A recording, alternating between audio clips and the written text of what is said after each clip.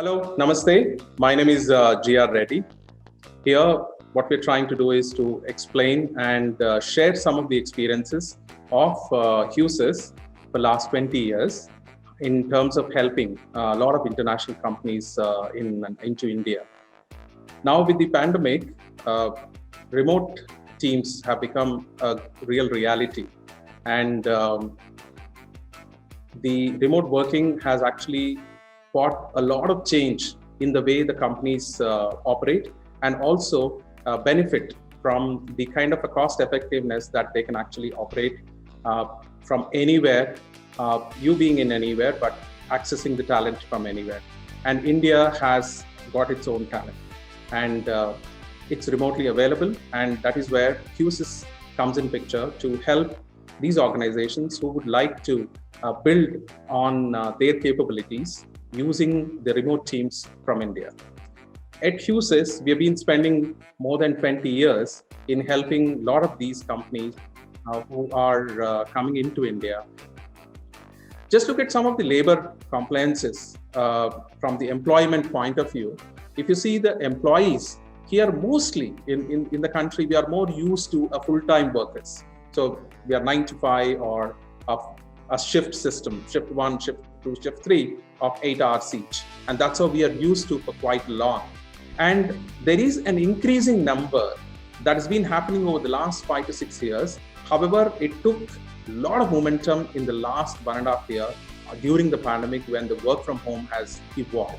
So that means there are a lot of temporary gig workers that are actually coming up as a nation in our country, which is actually accepted as an employment right now.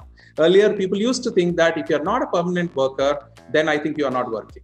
But now today, I think it's a great advantage. And also from a single location-based employment, there is a distributed workforce locations. So with the pandemic, what happened in India, suddenly somebody was employing, let's say 100 people in let's say one space like Bangalore. And suddenly with the pandemic, all the lockdown, people have spread across, went back to their homes. So that means all those people would have gone into different cities. And now I think that's how the distributed workforce, distributed locations have come into really effect due to the pandemic. And we are told that many of the companies are going to look at work from home or work from away from one particular location is going to be a pure reality in the future. Hence, I think the distributed workforce, distributed work locations are going to be the reality because of the good bandwidth that we have in the country. Of course, telecommuting is just increasing because whichever are the organizations who have an ability to manage their work remotely, I think most of them are preferring. And anybody who's wanting to look at India as an option, I think this is one of the biggest opportunity that you can track from anywhere in the world. Also, talent earlier, it was very tough for India that, where they wanted to work only in one particular city.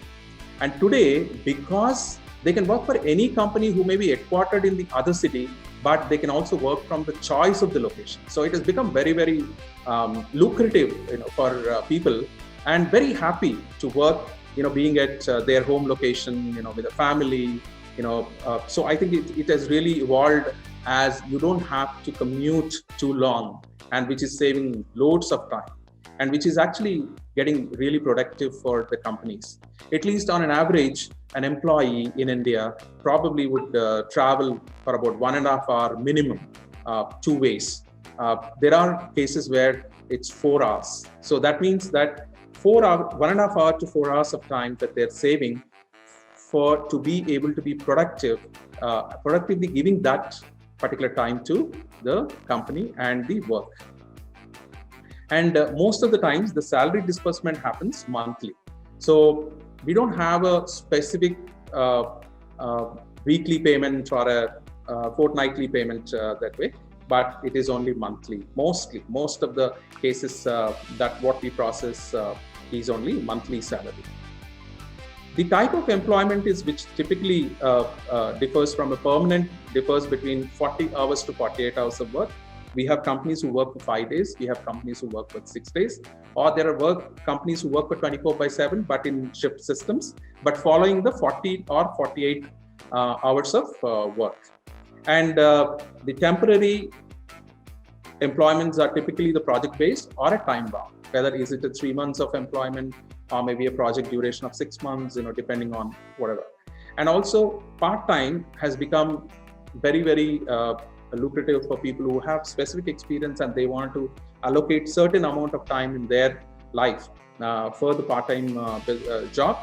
I think that's also really increasing. So probably every day, 2 hours or 3 hours or 4 hours or whatever it is that they can spend late, or maybe 20 hours in a week or 24 hours in a week also is a possibility.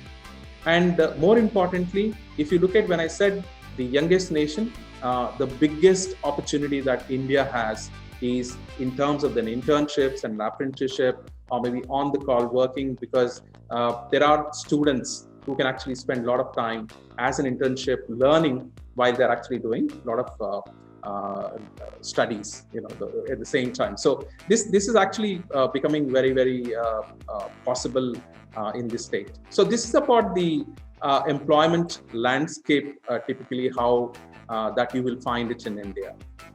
Next, I'll just move into very quickly a compliance part of it, that the compliance under Company Law 2013, the companies have to follow certain guidelines of the company law where it has been registered, and also a lot of labor laws across the country. Some are specific to state, some are specific to central. So this is like a federal and a state. So both kind of compliances that are existing. One most important thing that any international company that must understand is that any payment that we make to the employees in India, tax obligation is of an employer. So that means whoever is actually paying the tax, they are responsible for deduction of tax at the source. That means whoever is paying, they are supposed to deduct the tax and pay the rest of the money. So most of the time that we found that international companies, when they deal with individuals directly, there is a risk. The risk is that you are paying directly the amount to the employee. It comes in directly to the employee.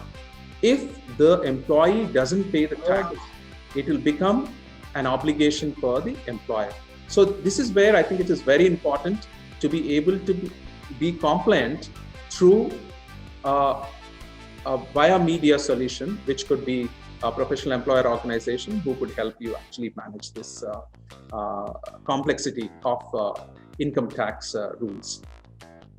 The other mandatory laws are, one is the Provident Fund, which is like your 401k benefit in the US, which is a long-term benefit, which actually gives, after superannuation, it gives a kind of retirement benefits for the employee who contributed for at least for 5 years, minimum of 5 years if they contribute. Even with multiple employment, they will get actually a pension after the retirement age.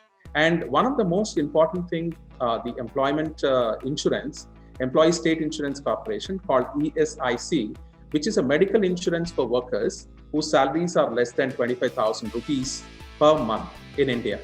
And everybody who draws less than 25,000 rupees will be under Employee State Insurance Corporation. And Employee State Insurance Corporation is a limitless insurance for the employee.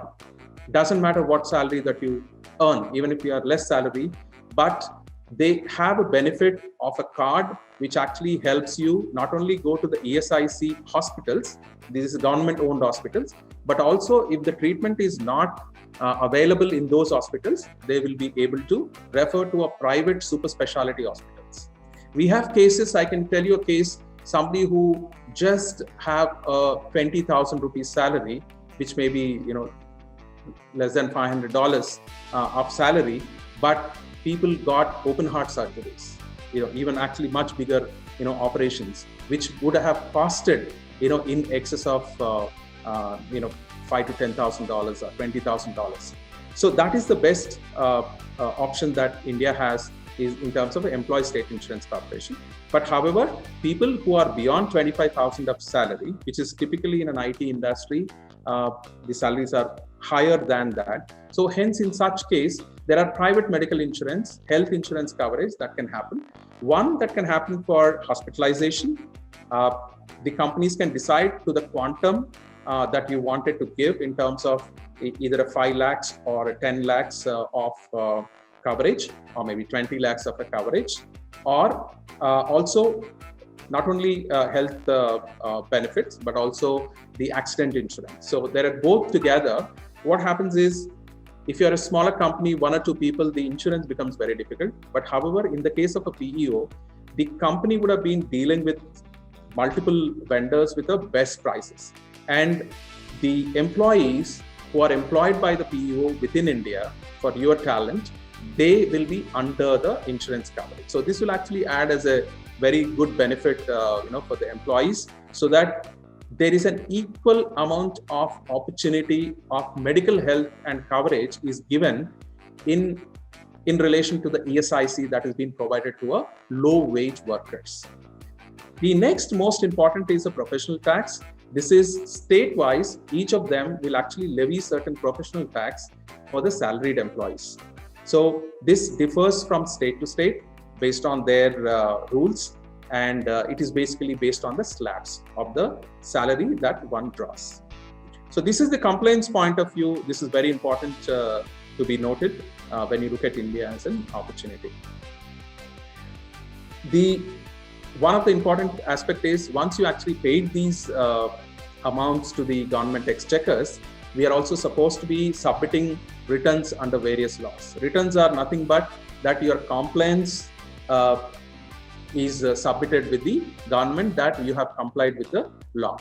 And this is very important as a part of the compliance issue in India. So that's all I have today. If you have any question, you can ask, or please do reach out. We'll be happy to help. Our team works almost 18 hours of our Indian time. That means that can cover Australian time to US time, at least some part of the portion. So I would say always that I can always say at least 3 to 4 hours of any of these time zones that we will be able to cover. Just write to us at welcome-to-india@hughes.com, or you can actually call the number that is provided here. That's all I have. Thank you so much. Namaste.